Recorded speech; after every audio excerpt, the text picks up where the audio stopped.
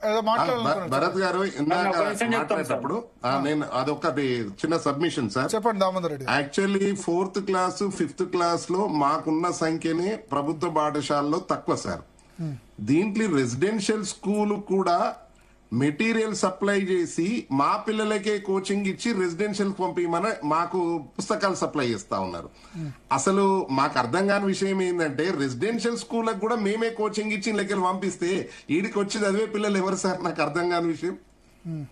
Target ఇస్తారు, ఇంకా target ఇచ్చి ఇంతమందికి ట్రైనింగ్ ఇవ్వండి, పిల్లలకు కోచింగ్ ఇవ్వండి, వాళ్ళని మోడల్ స్కూళ్ళకి ఎగ్జామ్ రాయించండి, రెసిడెన్షియల్ పంపండి.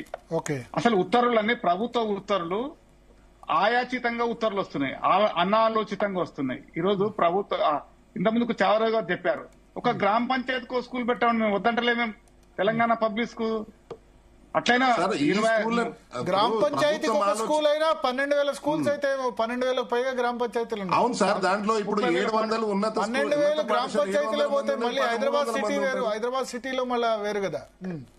హైదరాబాద్ సిటీ మేడ్చల్ అక్కడనే రంగారెడ్డి అత్యధిక సంఖ్య ఉన్న మళ్ళా దాదాపు 16-17 స్కూల్స్ అవుతాయి. అవునండి, ఇక్కడ స్కూల్స్ అవసరం ఉంది కదా. హైదరాబాద్ రంగారెడ్డిలో హైదరాబాద్ సిటీ ఎక్స్టెండ్ అవుతా ఉంది కదా. మీరు అప్పుడున్న స్కూల్స్ ఇప్పుడున్నాయి తప్ప కొత్త స్కూల్స్ ఎక్కడ పెట్టారు?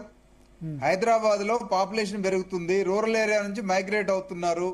మైగ్రేటెడ్ పిల్లలకు తగినట్టుగా బస్తీలలో స్కూల్స్ పెట్టాల్సిన అవసరం ఉంది. ఎందుకు పెట్టట్లేదు? ఇక్కడ హైదరాబాద్ లో స్కూల్స్ పెట్టకుండా 85% పిల్లలు ప్రైవేట్ స్కూల్లో చదువుకునేట్టుగా చేస్తున్నారు.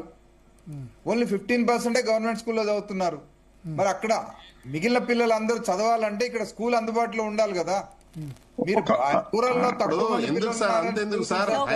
కాలర్ రెడీగా ఉన్నారు, కాలర్ తీసుకుందాం. జగిత్యాల నుంచి విజయ్ కుమార్ గారు. హలో విజయ్ కుమార్ గారు, చెప్పండి మేడం. నమస్తే అండి, మీ డౌట్ ఏంటో అడగండి.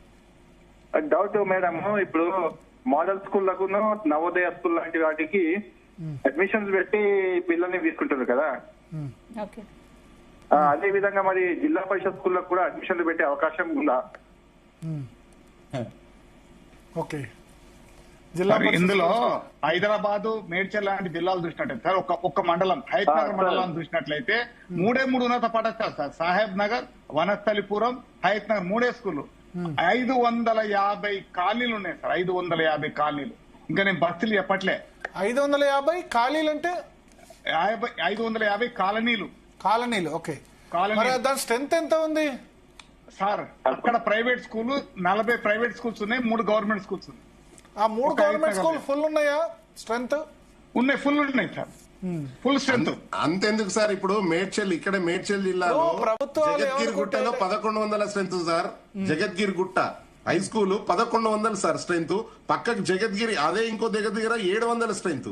ఇక్కడ చూస్తే జీడిమెట్లలో 400 స్ట్రెంత్ సార్. స్ట్రెంత్ లేదనే పంచాయతీ అంతా ఒకటే సార్. పిల్లల బడిలో పిల్లలు లేరు అనేది, పిల్లలు ఉన్న కాడ ప్రయోగాలు చేయండి.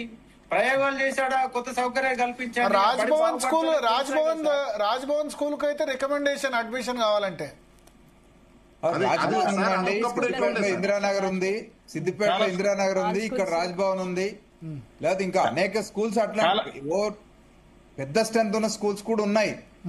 మీరు వాటిని ముందు ఫస్ట్ ఇన్స్టాన్స్ లో వాటిని డెవలప్ చేయొచ్చు కదా. మీరు తెలంగాణ సార్ భరత్ గారు, కామారెడ్డి జిల్లాలో సుభాష్ రెడ్డి అని ఒక ప్రైవేట్ వ్యక్తి, ఒక ప్రైవేట్ గా ఆయన 7 కోట్లు పెట్టి బడి కట్టి సుభాష్ రెడ్డి చాలా మంచి కార్యక్రమాలు చేస్తున్నారు.